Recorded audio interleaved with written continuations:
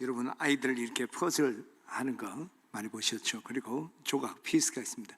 이 피스들이 모여서 그림이 되는데 이 조각이 꽂혀지지 않으면 이 그림이 완성되지 않죠. 그리고 이 조각도 그 자체로 의미가 없습니다.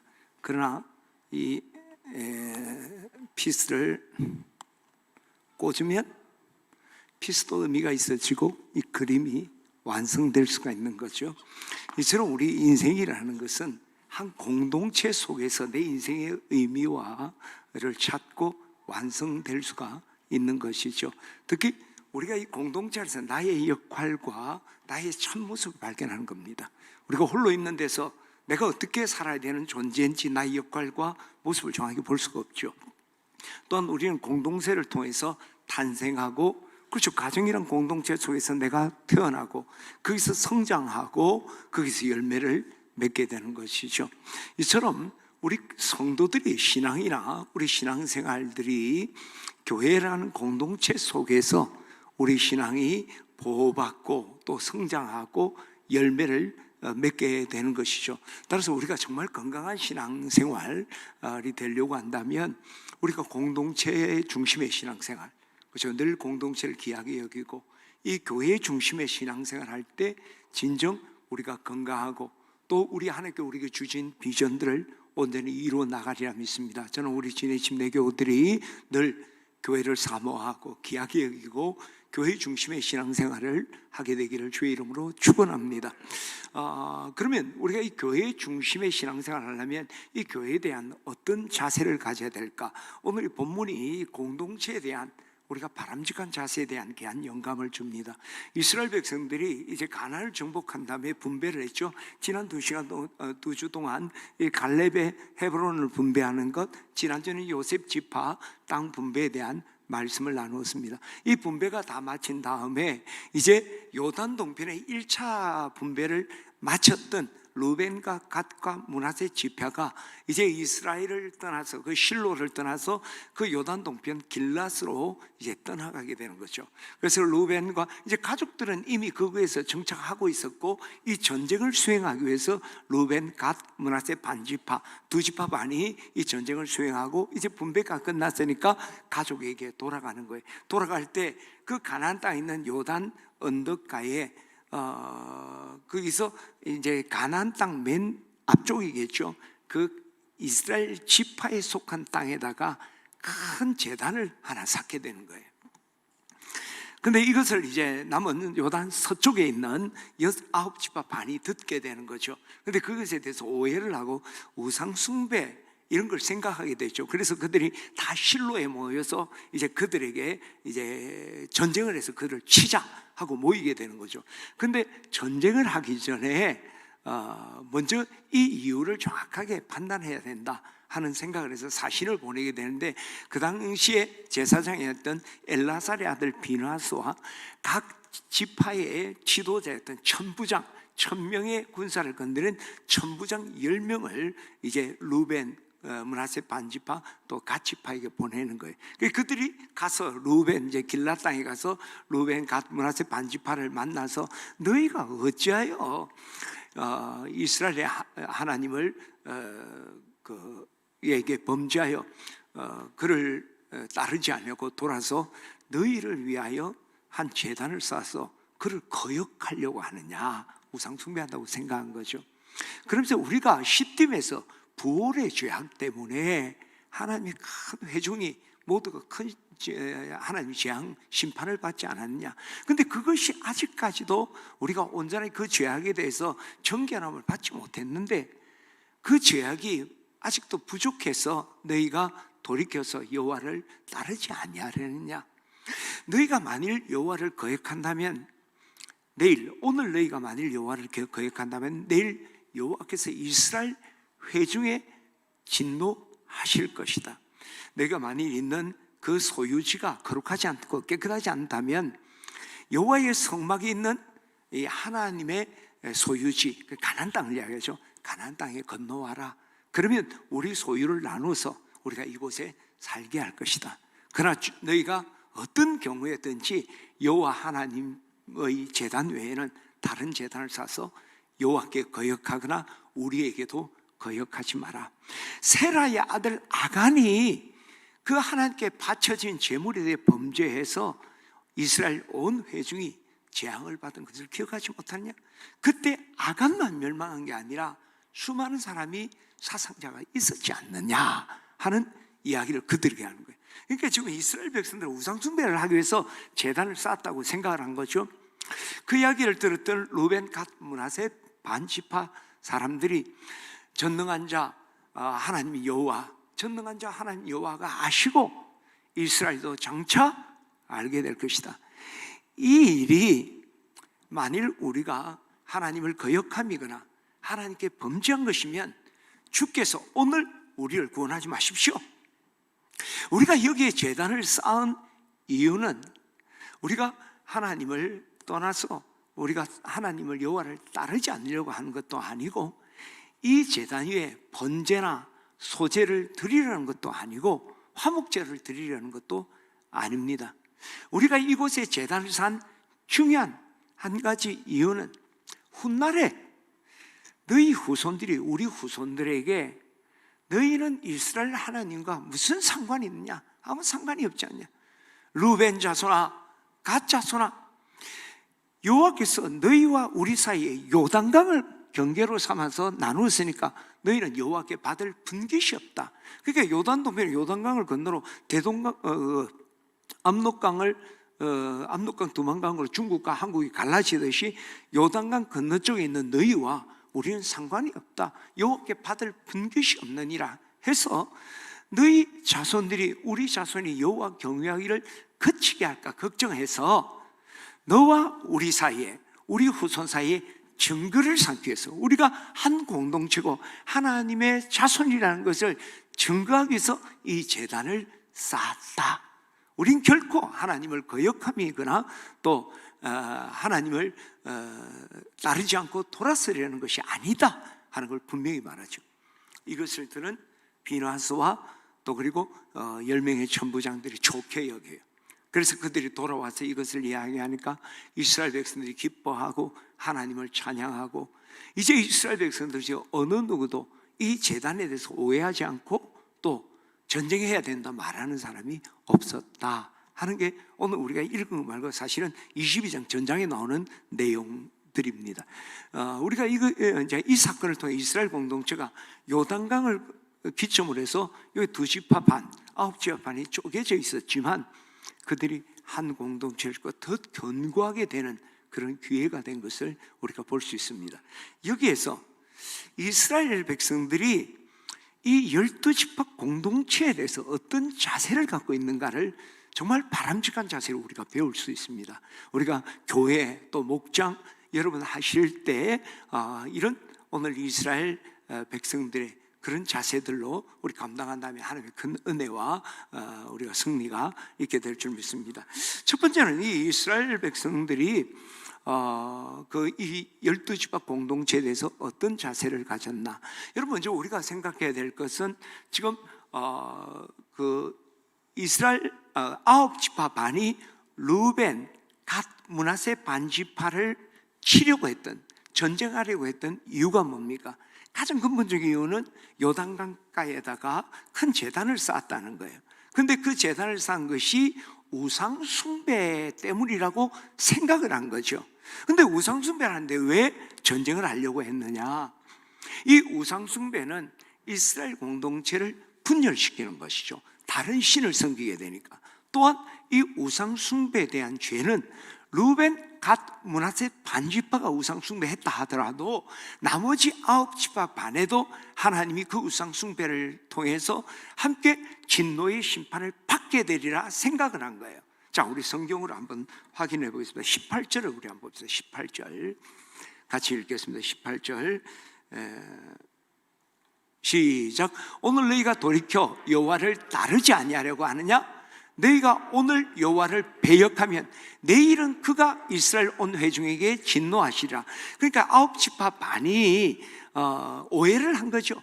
하면서 이제 루벤 지파에게 이야기하기를 오늘 너희가 여호와를 거역하느냐? 그러면 내일 너희를 진노하는 것만이 아니라 내일 여호와께서 이스라엘 온 회중에게 진노하신다 라고 해요.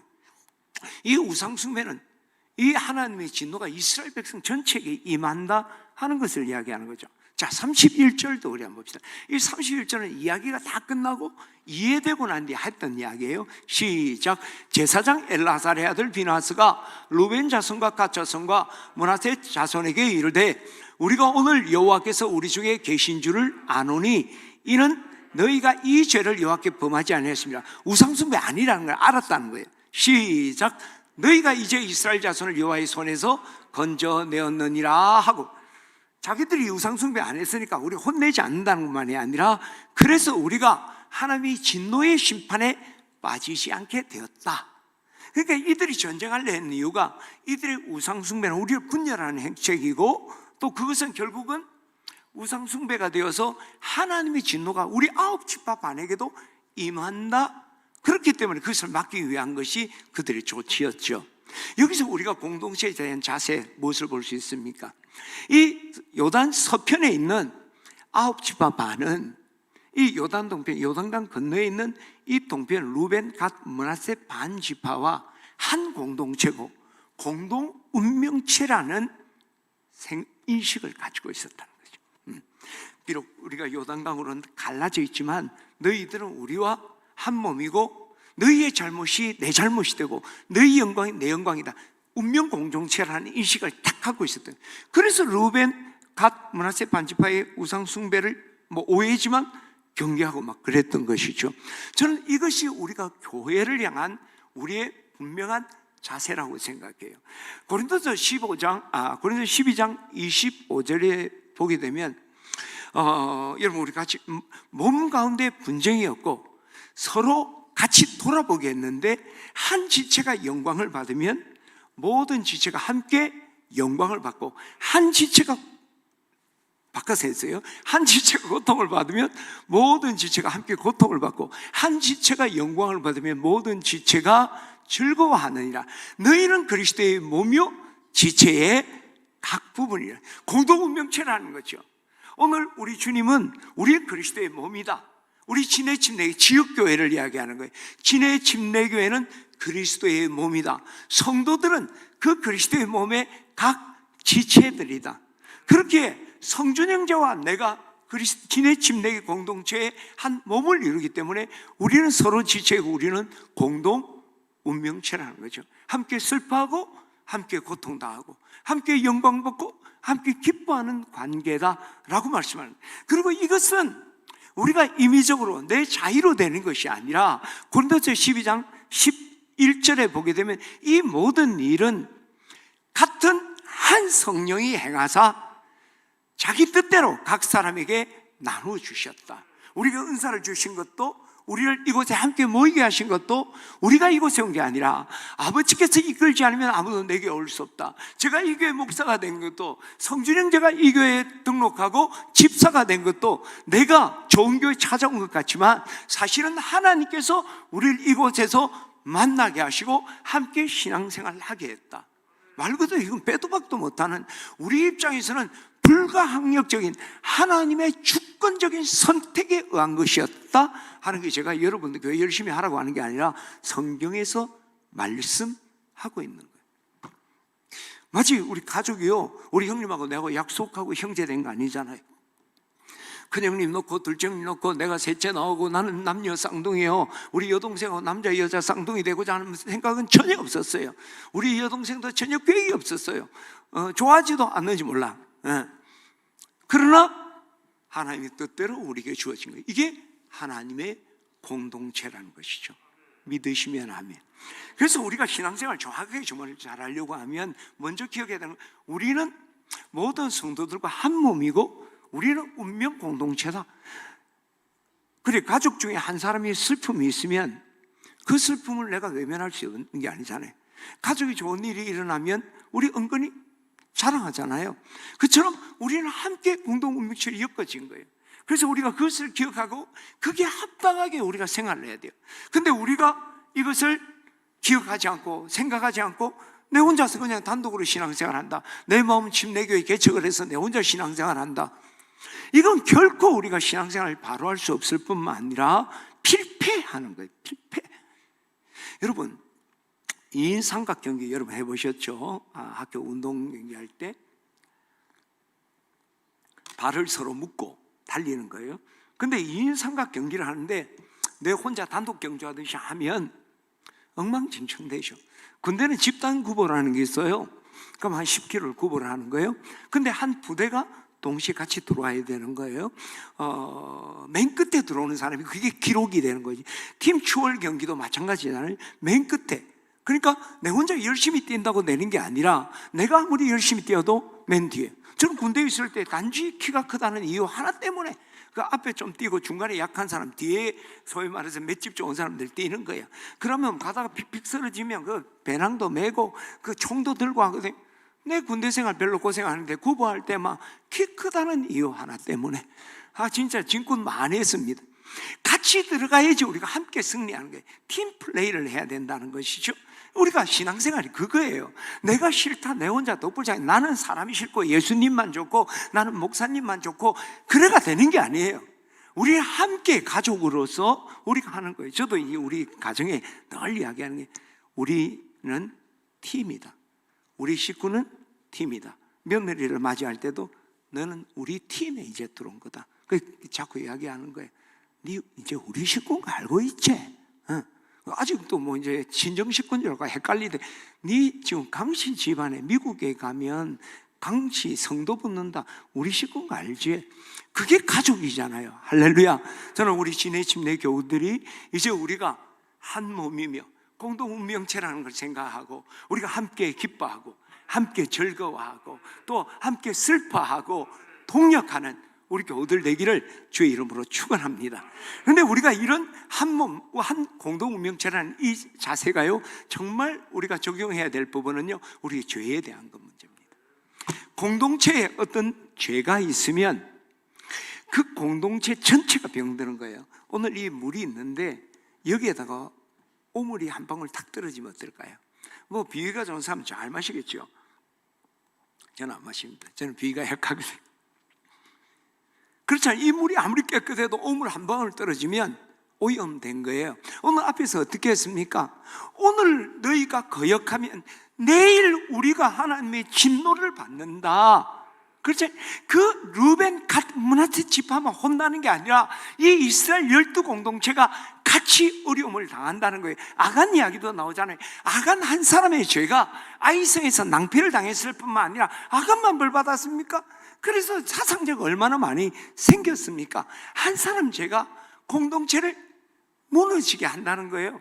그래서 우리가 정말 공동 운명체면 우리 공동체가 하나님의 진노 아래 있지 않기 위해서 우리 공동체 안에, 교회 안에 죄악이 그 썬뿌리가 제거하도록 우리가 노력을 해야 돼요. 지난번에 제가 무교절 이야기하면서 무교절 첫날에 등불을 켜서 방 구석구석을 다니면서 누룩이 있으면 제거를 한 거예요. 곰팡이 하나 있으면 집 전체가 문제되잖아요. 물론 그건 곰팡이 때문에 문제가 아니라 누룩 없는 떡을 만들어야 되니까 그 모든 것을 깨끗하게 제거한다는 거예요. 순결한다는 거예요.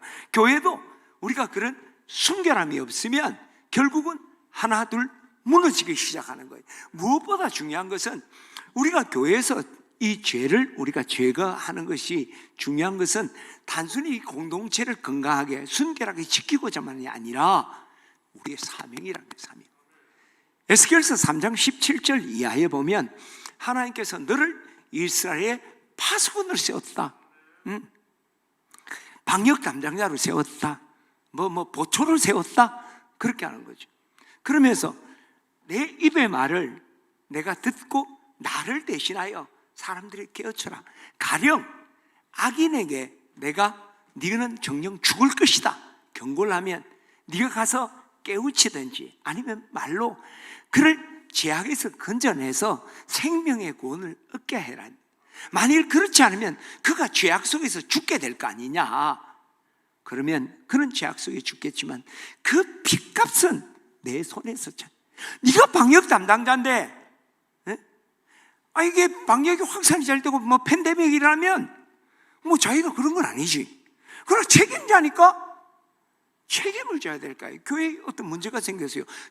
제가 직접 한 건 아니에요. 그러나 교회 문제 생기면 제 마음이 불편하고 제가 책임지죠. 왜냐면 제가 담임 목사니까. 교회를 책임지고 있으니까. 그렇잖아요. 여러분, 에스겔 3장 17절 우리 같이 한번 읽어볼까요? 에스겔 시작. 인자야, 내가 너를 이스라엘 족속의 파수꾼으로 세웠다. 오늘 우리 하나하나에게 이야기하는 건 이 진의 침략의 파수꾼으로 세웠다. 시작. 너는 내 입의 말을 듣고 나를 대신하여 그를 깨우치라. 가령 내가 악인에게 말하게, 하나님인지 악인에게 말하는 거예요. 너는 꼭 죽을 거다, 쟤 때문에. 그때 우리가 그 사람을 깨우치지 아니하거나 말로 악인에게 알려서 그의 악한 길을 떠나 생명을 구원하게 하지 아니하면 죄 때문에 죽겠죠. 근데 그 악인은 그 죄악에 죽으려니와 시작. 내가 그의 피를 너의 손에서 찾을 것이다. 이 사명이 우리에게 있는 거예요. 이 죄를 제거해야 되죠. 그런데 오늘 우리가 이 본문, 이 성경의 방점은요, 죄를 심판하라, 제거하라 하는 데 있는 게 아니에요. 이거 정말 중요한 것은 죄악에 빠진 사람이 있으면 그를 죄에서 건져내라. 그리고 다른 사람은 이 죄에 빠지지 않도록 붙들어라, 예방해라. 그게 방점이잖아요. 그죠? 너 죄 지었으니까 너 교회에서 출교, 너 죄 지었으니까 혼나야 돼. 그게 중요한 게 아니죠. 그 죄에서 건져내고 그 죄를 짓지 않도록. 오늘 이스라엘 서편의 9지파 보세요. 참 이스라엘 백성들이 나쁜 짓도 많이 했는데요, 오늘 이 본문에는 참 이 사람들이 참 기특하고 참 나은 것 같아요. 지금 이 9지파이요, 우상숭배에 대한 오해죠. 근데 바로 전쟁하지 않잖아요. 그 비나스와 천부장 10명을 보내는 거예요. 왜 보냅니까? 전쟁 전에 경고하고 잘못 있으면 빨리 돌이키게 하기 위한 거예요. 잘못했으니까 그냥 죽여버리고 없애버리는 게 아니라는 거예요. 그렇잖아요.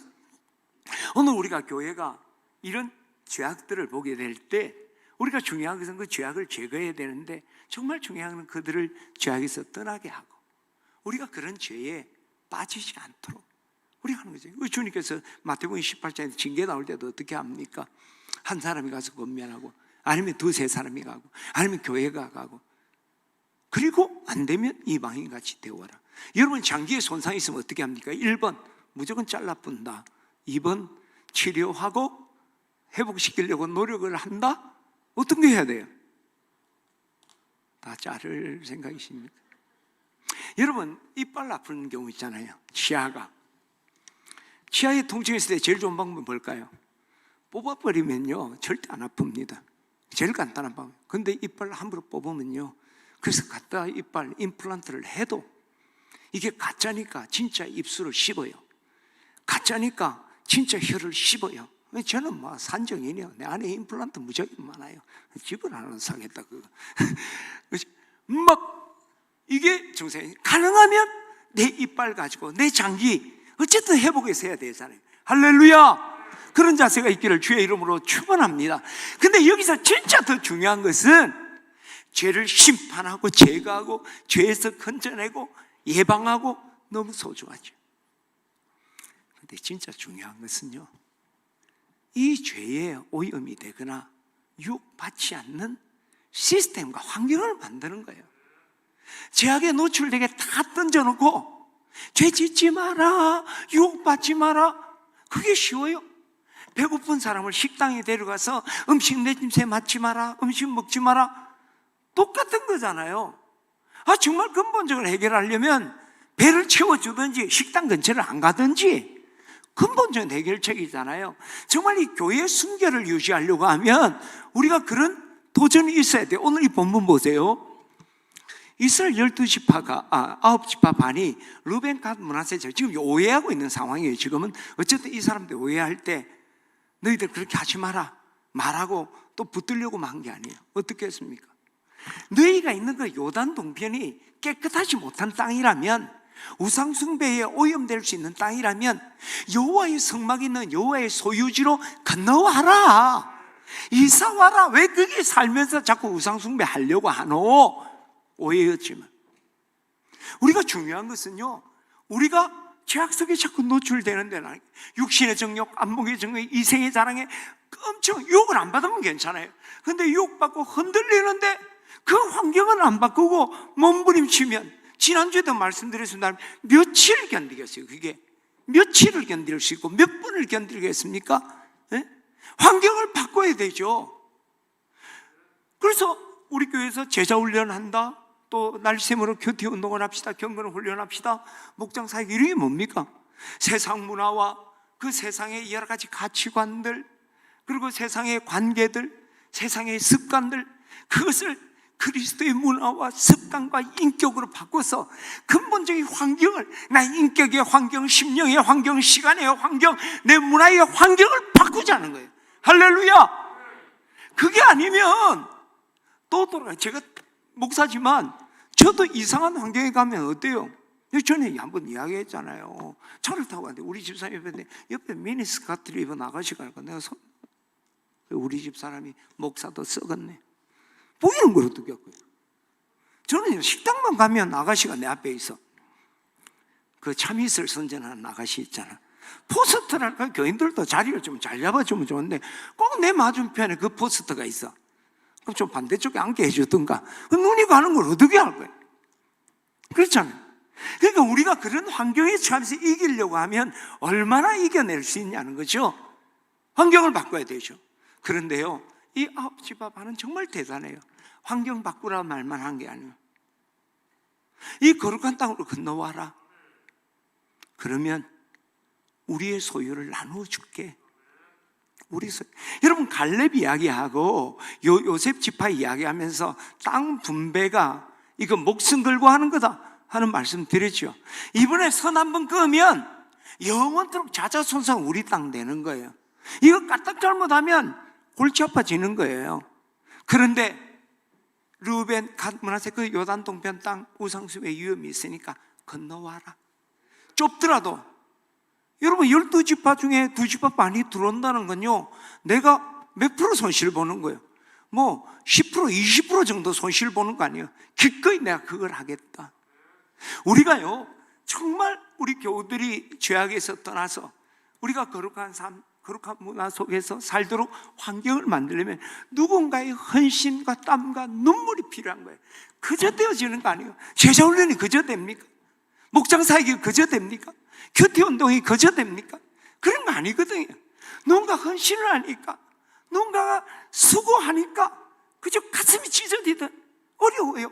여러분, 목장하는 게 얼마나 힘든 줄 압니까?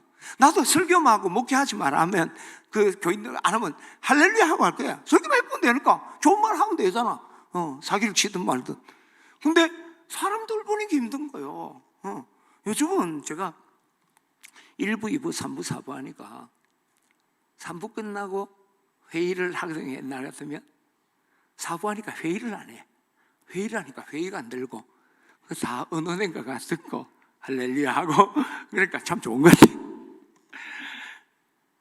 그렇죠. 그러나 그것이 내게 맡겨진 일이고 수고니까. 그 목자들이 그게 힘든 거예요. 목장 가서 가르치는 거 뭡니까? 모이자면 안 모이시오. 마음 아프게 하는 일이죠. 마음 아프게 하는 것보다 더 아픈 게 뭔 줄 압니까? 교인들이 진짜 아픈 일이 있으면 그게 또 마음이 아파. 젊을 때는 안 아팠습니다. 솔직히 이야기해서. 나이가 되니까 교인 망했다는 게 내가 망한 건 아닌데 마음이 안 좋아. 기업 예배가 할렐루야 하고 기도 소리도 크게 했는데 망하니까 내가 죄 지은 것 같고, 이게 그렇잖아요. 무당도 푸닥거리하고 나면 뭐가 귀신이 쫓아나고 하는데 내가 가가 그렇게 기도했는데 뭐가 잘 안 되고 이러면요, 그리고 아픈 일이 있는 분이 있으면 마음이 안 좋아. 그렇지만 그 일이 귀한 일 아니에요. 그 헌신과 눈물이 있기 때문에 우리 목원들이 살아나는 거예요. 그들의 문화가 바뀌고 그들의 신앙이 바뀌는 거죠. 할렐루야! 저는 오늘 우리 진해 침례 교우들이 이런 우리가 아픔과 어려움이 있을 때에 우리 교회 공동체가 정말 거룩함의 길을 가도록 우리가 그런 문화를 만들려고 노력해야 돼요. 그리고 그걸 위해서 내가 헌신해야 될 일이 있으면 기꺼이 눈물과 땀을 흘리는 우리 교우들 되시기를 주의 이름으로 축원합니다. 두 번째, 이 이스라엘 공동체가, 이스라엘 민족들이 12지파 공동체에 대해서 가졌던 자세는 어떤 걸까요? 지금 루벤, 갓, 므낫세 반지파가 요단 언덕가에, 그죠? 가나안 쪽에 속한 그 땅에다가 제단을 쌓은 이유가 뭐예요? 1차적인 이유가. 우리 성경 한번 볼까요? 성경 한번 봅시다. 우리 11절, 24절, 25절입니다. 시작. 우리가 목적이 있어서 주의하고 이같이 하였다. 우리가 왜 이랬느냐? 시작. 곧 생각하기를 후일에 너희 자손이 우리 자손에게 말하여 이르기를 너희가 이스라엘 하나님 여호와 무슨 상관이 있노?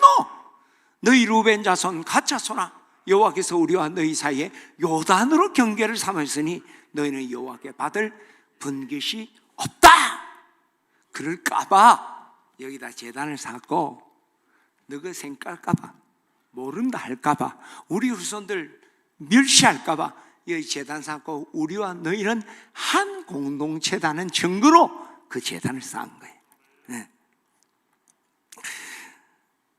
우리가 여기서 우리가 정말 우리가 깨달을 수 있는 중요한 사실이 하나 있어요. 지금 루벤 갓 지파, 므낫세 지파가 요단 동편에 있잖아요. 근데 굳이 우리 같은 편이라는 그 대단을 왜 샀을까요? 루벤 갓 므낫세 지파는 이 이스라엘 12 공동체가 내게 뭐 도움 줄 것도 없어요. 어째도 다른 땅에다가 자기들이 밭 붙여먹고 살면 되는 거예요. 그러나 내가 하나님의 이스라엘 공동체의 일원이라는 것에 대한, 공동체에 대한 강한 애착심과 자부심을 가진 거예요. 너가 내다 떨어지야. 너가 너끼리 살고 우리끼리 살지 않냐? 아니야. 나는 이스라엘 공동체 일원이 될 거야. 우리 후손도 그렇게 될 거야. 나는 이 이스라엘 공동체를 너무 사랑해. 그리고 자부심을 느껴. 할렐루야. 저는 이것이 오늘 우리가 교회를 향하여 우리가 가져야 될 마음이라고 생각을 해요. 여러분, 정말 탁월하고 강한 공동체는 어때요? 가장 대표적인 특징은 그 공동체에 대한 애착심과 자부심을 갖고 있는 거예요. 왜냐하면 그 애착심과 자부심이 있으니까 거기에 내가 소속감을 가지고 내 모든 걸 헌신하게 되는 거예요. 지나가는 사람들, 전세 사는 사람, 우리 여기 군인 도시니까, 저는 뭐 여기도 제가 제법 오래 있었으니까 봤어요. 군인 아파트는 지금 다 새로 지었잖아요. 옛날 도만동 아파트, 신흥동 아파트 보세요. 흉가예요, 흉가. 뭐 손을 안 봐. 나는 손 좀 봤으면 좋겠는데 밖에 베란다 쪽에는요 천막 같은 거, 천막 찢어. 우리 집 아니라는 거예요. 2년 있으면 발령 가면 도만동이 더 심해. 장교들이 이들만 완전히 지역을 떠나버리니까 내 집 아니라는 거지. 그렇죠? 근데 내가 이것에 대한 애착심과 자부심이 있다면 거기에 대한 헌신을 하죠. 달라지게 되겠죠. 그래서 정말 역사적으로 가장 탁월했던 공동체 민족은요, 민족에 대한 애착심과 자부심이 강해요. 이스라엘 민족은 나라가 사라져 버렸어요. 2000년 동안 나라 자체가 없는 나라예요. 디아스포라가 됐단 말이에요. 근데 2000년이 지난 후에 시오니즘에서 그들이 저기 팔레스타인 땅에 와서 들어오니까 이 팔레스타인 사람들이 열받는 거죠. 그래서 지금까지 싸우는 거 아니에요? 어떻게 그래요? 그 민족에 대한 애착심과 자부심이 있으니까 한 민족을 이루는 거예요. 여러분, 지금은 모든 민족이 독립하고 했지만 우리나라가 독립했던 2차 세계대전 이후에 뭐 그쯤에 이렇게 독립했던 나라들요, 그냥 그대로 살아가는 나라하고 차이가 뭡니까? 민족에 대한 자긍심과 애착심이 있는 나라는 독립을 해요. 남미 같은 경우는 스페인하고 그 남미 원주민들하고 그냥 혼혈이 되어 있잖아요. 그렇게 그냥 사는 거예요. 그냥 뭐 그 나라 경계도요, 민족 경계가 아니고 칠레하고 그냥 쭉쭉 꺾어버린 거예요. 동남아 라오스 그 요쪽에 뭐야, 갑자기 생각이 안 나네. 미얀마하고 그게 그냥 쭉쭉 잘라버린 거죠. 그러니까 민족이 혼용이 돼. 그러니까 같은 나라에서 민족 분쟁이 또 일어나고. 근데 거기에 대해서 자기 민족에 대한 애착심, 자부심이 있는 나라는 민족 독립을 이루는 거예요. 뭐 수많은 희생이 있겠죠. 그러나 그게 없으면 아무리 탁월한 인재, 자원이 있어도요, 그건 부실한 공동체가 되는 거예요. 저는 여러분, 우리나라가 정말 강한 나라, 정말 축복된 나라 되려면 우리 나라와 민족에 대한 강한 애착심과 자부심 가지. 근데 제가 참 안타까운 것은 우리나라 사람들, 우리나라에 헬 조선이거든요. 헬이 뭐예요? 헬로가 아니고 헬은요, 지옥이란 뜻이요. 우리나라가 지옥 같아. 아이고 주여, 우리나라는 무지하게 좋습니다. 에? 우리나라 사람이 우리나라 평가하는 것보다 바깥 사람 평가 더 후해요. 우리나라 총을 안 쏘잖아. 미국은 시시때때로 막 그냥 총싸움을 하고, 그냥 그것도 한 사람 죽이니까 따발총 쏴. 우리는 신앙에, 요즘 뭐 신앙의 자유가 있니 없네. 그래도 우리 신앙, 미국은요, 옆 사무실에 이렇게 테이블에 성경책 올려놓으면 이게 나에게 영적 위화감을 주기 때문에 이 차별금지법이죠. 이게 고소하면 고소되는 거예요. 우리는 그래도 길 가면서 사람 만났어요. 전도하잖아요. 그거요, 미국에서 하면 잡혀가는 거예요. 뭐 남의 인권을 손상시키는. 우리는 막 하잖아요. 그런 자유. 그래도 요즘 또 우리 잘 살잖아. 잘 살잖아. 그렇잖아요. 할렐루야. 나라 사랑합시다. 무엇보다 자부심 좀 가지세요. 안 그러면 가세요. 이민 가. 그래 가서 미국에 가서 유색인종 소리 듣고요, 한번 살아보세요. 여자들과 아이들이 내 천국 미국, 남자들은 100이면 100 한국에 오고 싶어요. 쪽팔리지. 결정적인 순간에 가면 유색인종 이거 하잖아. 이거 눈 찢어갖고 흑인도 이렇게 놀리는, 우리나라에서 누가 우리를 그렇게 놀려요? 소중히 생각합시다. 할렐루야. 교회도 마찬가지요. 이 교회가 정말 강하고 멋진 교회 되려면 교회 사랑해야 됩니다. 할렐루야. 그리고 교회에 대한 자부심이 있어야 돼요. 권태민 집사가 경남 차원에 사는 이유가 뭐야? 지네 침례교회가 여기 있으니까 그런 거야. 할렐루야. 할렐루야. 작게 하니까 크게 하더라고. 그죠? 남이서 뭐라더라, 나는 거기에 대한 자부심을 갖는 거죠. 자부심. 할렐루야. 그리고 이 애착심과 자부심이요, 이게 이 공동체를 건강하게 하는 것만이 아니라 나의 신앙을 강하고 견고하게 만들어요. 우리가 나무가 이 나무를 꽉 붙들어 주는 거예요. 그래서 영양물 공급하는 것도 있지만 나무가 땅을 붙드는 거예요. 그렇잖아요. 나무가 뿌리를 해서 그 땅을 꽉 움켜쥐으면 그게 양분을 쫙 빨아당기는 거예요. 교회가 우리의 신앙의 울타리고 못자리를 했는데 교회에 대한 애착이 없고 교회에 대한 자부심이 없는데 거기에 나오는 훈련과 말씀을 통해 어떻게 우리가 은혜를 받겠습니까? 안 그래요? 유명한 식당이라고 생각해서 돈 많이 주고 와서 밥을 안 먹어보세요. 그게 피가 되고 살이 됩니다. 근데 어떤 사람이 저기 조금 불량품이 있더라는 소리 들으면 마다공 관계에서 이 소화도 안 돼. 내가 그냥 쏟는 것 같고 그런 마음 들잖아요.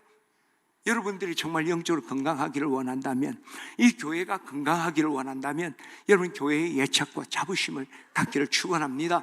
저도 담임 목사로서 여러분들이 진해침례 강비열 목사, 진해침례교회 부끄럽지 않도록 제가 최선을 다하겠습니다.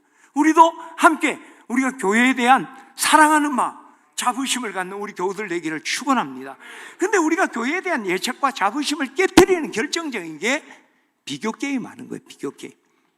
우리 교회 너무 사랑하고 좋아하는데 다른 교회 보니까 시큰둥해지는 거예요. 여러분, 남의 콩이 다 항상 커 보이는 거죠. 그죠?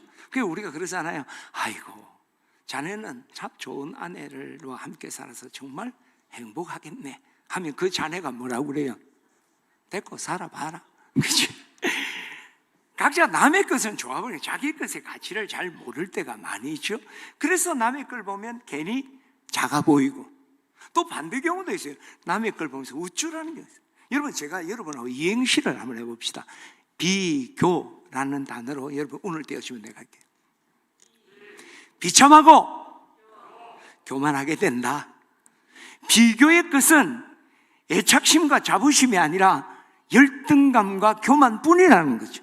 목사님, 저도요, 다른 목사 만나서 한번 비교 게임을 하면 그 교회는 어떻더라면 어떨 때 내가 우쭐해지든지 아니면 내가 작아지는 거예요. 열등감에 빠지고. 목사님, 저도 비교는요 결코 우리를 행복하게 하는 것도 아니고 어떤 공동체에 대한 애착심, 자부심을 갖게 만들지 못합니다. 우리 그 자체로.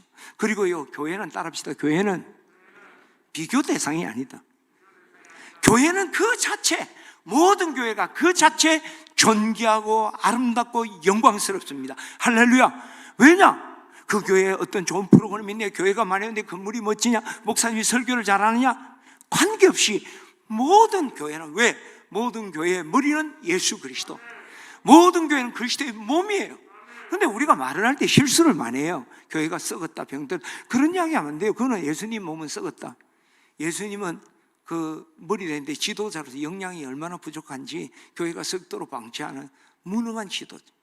교회의 교인들이 병들 수는 있지만 이 교회 공동체는 주님의 몸입니다. 아무리 작은 교회 그 머리도 예수님이고 아무리 작은 교회도 주님의 몸이에요. 그 자체로 존귀하고 귀한 거예요. 할렐루야. 우리 교회만이 아니라 여러분들이 보잘것없이 보는 교회, 여러분 그런 마음에서 오늘 정말 회개해야 돼요. 그건 주님의 몸이에요. 주님이 주인 되는 교회, 그 교회는 영광스럽습니다. 영원합니다. 할렐루야. 그리고 이 교회는 하나님이 세우셨기 때문에 하나님의 작품이에요. 다량으로 찍어내는 상품이 아니라는 거예요. 작품을 비교합니까? 작품은 고유한 가치를 갖고 있기 때문에 비교하는 게 아니에요. 상품은 여러 가지 동일하게 찍어내니까 값도 매겨 비교하는 거예요. 그렇잖아요. 근데 교회는 하나님의 작품인데 그걸 비교 게임 한다는 것은 정말 아이러니. 그건 하나님을 무시하고 모독하는 거죠. 왜 우상숭배를 하나님 그렇게 싫어요?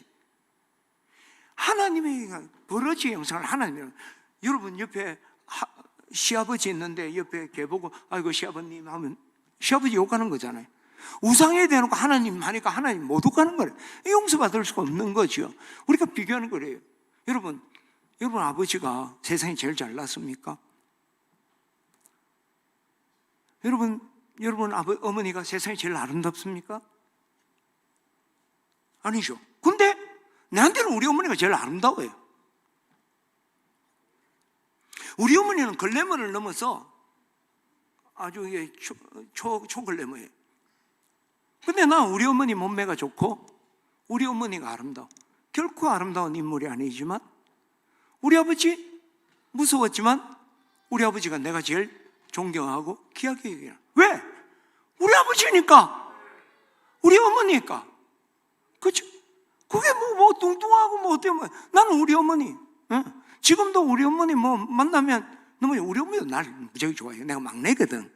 그리고 우리 중학교 때까지 전만지고 그랬거든. 그러니까 우리 어머니랑 나하고 친해. 근데 어머니가 그래 좋아. 어머니가 세상 여인들에 비하면 너무 못났고 뚱뚱했을지 모르지만 내게는 제일 좋은 거 아니에요. 진해 침례교회, 하나님이 나에게 허락한 이 교회, 이게 나에게, 내가 섬기는 목장이 나에게 최고예요. 할렐루야. 제일 사랑스럽고 제일 자부심이 느끼는 거 아니에요. 할렐루야. 그게 제대로 된 그리스도인이에요. 저는 오늘 우리 진해 침례교우들이 우리 교회에 대한 이런 사랑합니다. 교회 사랑합니다. 교회에 대한 자부심을 갖는 우리 교우들 되시기를 주의 이름으로 축원합니다. 마지막으로 오늘 루벤과 갓과 므낫세 반지파가 제단을 쌓았던 진짜 중요한 이유는 뭘까요? 1차적인 이유는 공동체란 증거를 삼기 위해서. 정말 근본적인 이유는 뭘까요? 루벤, 갓, 므낫세 지파를 하나로 묶고 더 나아가 서편에 있는 9지파 반, 이 12지파를 하나로 묶는 구심점으로 삼은 거예요. 태극기, 국화, 그런 거 왜 만들어요? 나라를 하나로 묶는 거죠. 구심점. 이게 공동체가 정말 건강하고 강하려고 하면 분명한 구심점이 있어요. 뭐 종아단결 뭐 그런 것도 하잖아요. 그게 구심점이 있어야 거리로 모이는 거지, 그냥 대놓고 함께 하자 한다고 되는 게 아니잖아요. 그러면 뭐가 구심점이 돼야 될까요?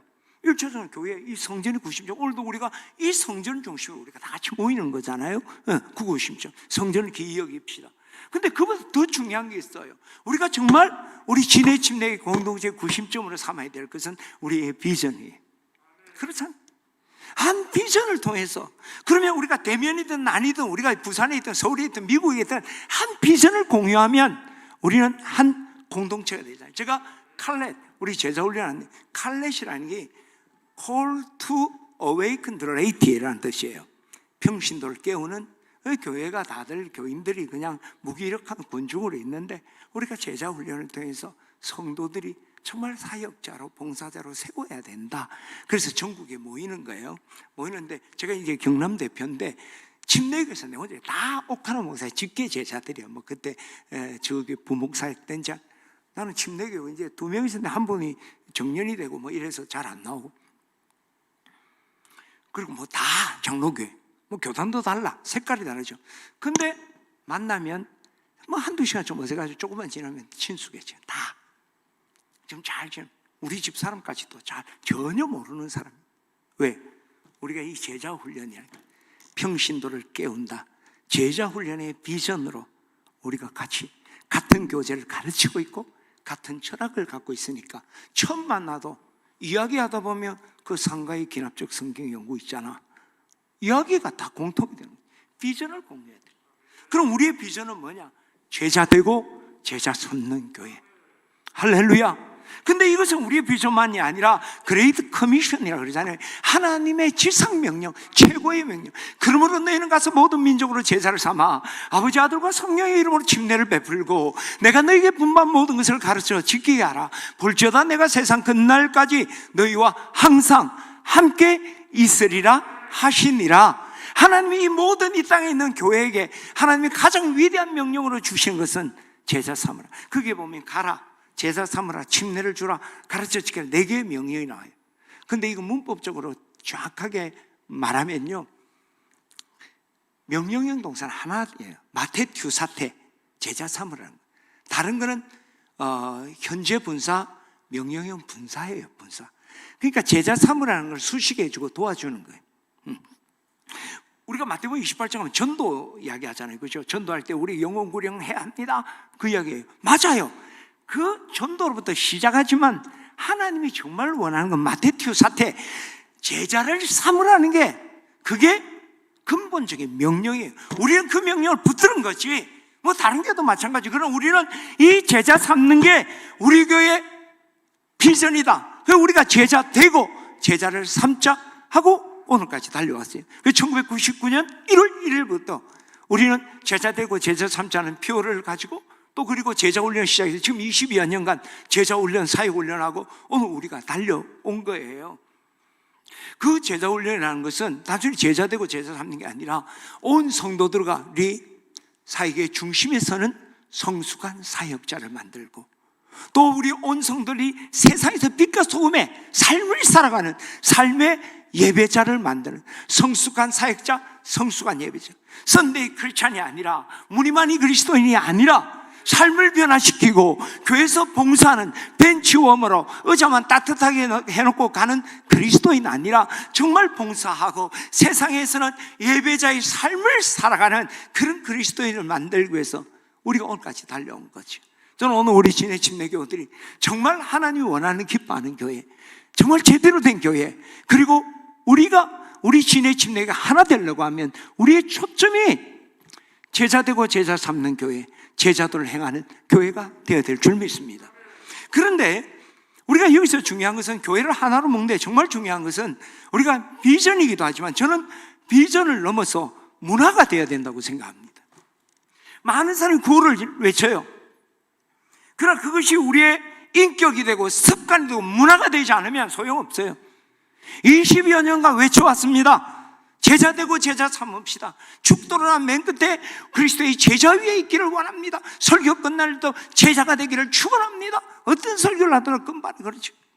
외쳤는데 정말 우리가 제자가 되는 교회가 되려면 우리에게 문화가 있어야 돼요. 제자. 우리는 어떨까요? 우리 한번 점검해봐야 되지 않을까요? 정말 우리 교회가 제자도를 행하는 그리스도인으로 모여 있습니까? 우리 교회가 모여서 회의를 하고 뭔가를 가르칠 때 그 중심의 가르침과 그 토론의 주제가 제자 되고 제자 삼자는 겁니까? 우리 교회에서 가장 존경받고 사모하고 감당하기를 원하는 직분이 정말 제자를 삼는 목자의 직분입니까? 22여 년 동안 수없이 외쳐왔지만 과연 그것이 우리의 문화가 되어 있느냐? 구호만 남발하는 거지. 구호만. 마치 우리나라가 통일 우리에서 오는 통일을 안 말한 적이 어디 있습니까? 그렇잖아요. 그런데 우리는 여전히 요원한 가운데 있잖아요. 그게 무슨 의미가 있냐는 거죠. 이제는 우리가 우리의 비전이 우리의 문화로 바꿔야 됩니다. 우리가 제자도를 정말 예수님을 닮아가는 생각과 삶을 갖는 그 제자도를 훈련받고 그렇게 살아야 합니다. 그리고 그것을 다른 사람에게 가르쳐야 돼요. 내 아들아, 그러므로 너희는 그리스도 예수 안에 있는 은혜 가운데 강하고 많은 증인들 앞에서 내게 들은 말을 충성된 사람에게 부탁하라. 그가 또 다른 사람을 가르칠 수 있으리라. 영적 4세대를 이야기하잖아요. 네가 먼저 그리스도 예수 은혜 안에 강해져야 돼. 네가 제자 되어야 한다. 그리고 다른 사람이 그걸 부탁해서 영적 1세대, 2세대, 3세대 우리가 전파해야 된다. 그리고 정말 제자도의 문화가 있는 교회는요, 교회의 공론과 교회의 토론, 교회가 이 주류, 교회에서 정말 좀 한 소리 하고 주류를 이루는 사람이 제자도를 행하는 사람이 돼야 돼. 오늘날 교회가 썩은 게 세상에서 잘난 사람이 교회 와서도 잘난 거예요. 교회하고 세상은 다르거든. 특히 우리의 꿈이 제자도라면 어떤 사람이 말이 또 그것이 우리 교회 리더가 돼야 될까요? 제자도를 행하는 사람. 우리가 가르치고 우리가 모여서 회의하는 것의 중심 주제가 뭐가 돼야 됩니까? 제자 되고 제자 삼기 위해서 우리가 어떻게 해야 될까? 그렇잖아요. 우리가 이걸 구심점으로 삼았으면 우리의 관심은 늘 어떻게 하면 제자가 되고 제자를 삼을 수 있을까? 우리가 정말 존경하고 사모하고 우리가 따라가야 될 지도자는 어떤 겁니까? 장로님, 목사님, 권사님, 집사님? 그게 아니죠. 제자 삼는 목자가 우리가 정말 본받고 우리가 존경하고 높여줘야 될 분이라고 생각해요. 그게 제자도의 문화가 있는 교회 아닙니까? 어떤 사람은 사도로, 어떤 사람은 선지자로, 어떤 사람은 복음 전환자로, 어떤 사람은 목사와 교사로 세우셨으니 이런 성도를 온전케 하여 봉사일을 하게 하고 그리스도의 몸을 세우려 하심이라. 은사와 직분 주신 이유가 뭐냐는 거예요. 제자 삼으라는 거 아니에요. 성도를 온전케 해서 봉사일을 해서, 그렇죠? 앞에 했잖아요. 예배자의 삶과 그리고 사역자의 삶을 통해 그리스도의 몸을 세우는 진정한 제자들을 만드는 일이 우리가 목사 된 이유고 장로 된 이유고 우리가 집사가 된 이유고 하나님이 우리에게 은사를 주신 목적이라는 거예요. 할렐루야. 이제는 우리가 그게 변화되어야 돼요. 저는 목회를 시작하면서 분명히 이야기를 했습니다. 다른 교회는 가면 당회, 재직회, 공동의회 회의만 하는 거예요. 회의만 하면 회의가 생겨요. 우리는 담임 목자, 교구장, 교구목사, 목자, 목양 조직. 목양 없이 행정 없다. 탁상 공론하는 거죠. 양떼를 양육하는 거, 지역구 없는 국회의원들 별 볼 일 없잖아요. 비례대표 한 번 하고 끝나는 거예요. 내 지역구가 있어야지 그게 대통령도 되고 하는 거예요. 그렇죠? 힘들어요. 어려워요. 내 지역구를 관리하고 여러 가지 어려움이 있어요. 그러나 이것이 하나님께서 우리에게 맡기신 가장 귀한 사역이라는 거예요. 할렐루야. 저는 이제 우리 신의 침례교회가 정말 이게 우리의 그냥 구심적으로 비전이 아니라 하나님이 우리에게 주신 이 비전, 그 비전을 우리가 구심점으로 삼고 한다면 우리 교회가 더 건강하고 강해질 뿐만 아니라 우리가 하나 될 겁니다. 그것은 바로 우리 교회의 제자도의 문화가 이제 이루어져야 돼요. 그렇잖아요. 20여 년간 제자훈련을 하고 제자훈련을 강조했던 교회에 제자도에 대한 그런 모습이나 문화가 없다면 저는 실패한 거죠, 사실은.